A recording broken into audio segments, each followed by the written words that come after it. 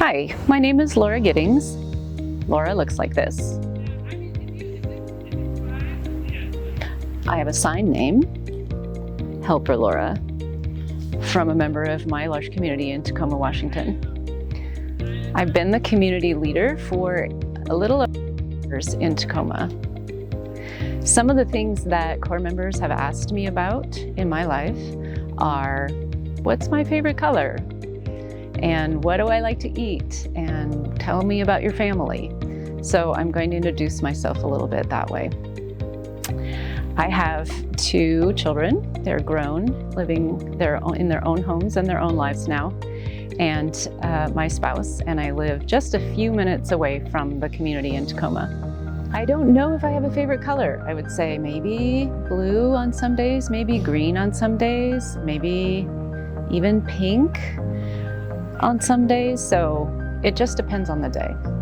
I like to eat a lot of different things, but my very favorite food is blueberries. I like them fresh, I like them frozen, I like them in pie, and pretty much any other way. My second favorite food is chocolate, so the 2 things go together there well as well. You might be interested to know a little bit about my community because that is a lot about what I've learned in L'Arche has come from them. Some people know that in Tacoma we have a farm and we grow some vegetables and we grow a lot of flowers, and the farm is a beautiful place to be able to go off to when I need a break in my day and just appreciate the work that the farmers have done. We have 3 homes and 16 residential core members, so I have had the opportunity over 8 years in this role to get to know some pretty special people. And they have taught me a lot about how to be a person in the world, how to express my emotions more freely and trust that people can hold what I express and what I say, and how to comfort people when they're sad. I think they've made me a better parent, those experiences, and they have just in general informed how I try to be open and connect with people. I want to acknowledge that L'Arche has some challenges in front of us. We all have felt the challenge of not enough people working in our homes and sometimes in our programs.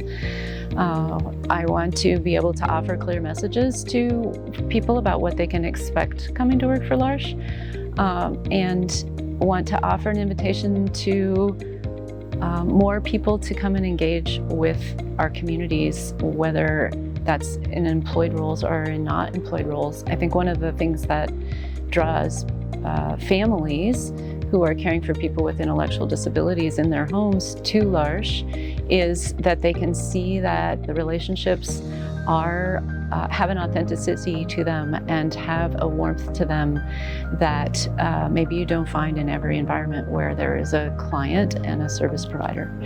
And I think that that is a part of L'Arche that I would hope that we can somehow continue to foster, because that is what people come to us and ask us for, parents and core members alike.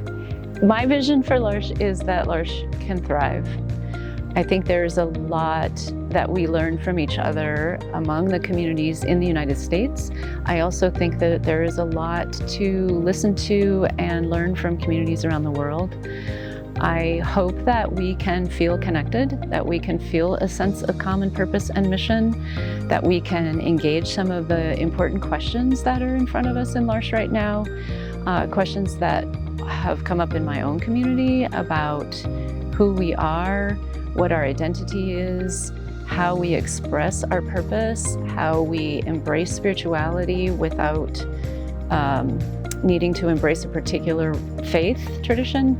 How do we continue to talk to one another across differences when we might feel that we are being pulled apart by those differences? All of those are really interesting questions to me, and things that I hope that we will be talking about in our communities and among community leaders in the coming months.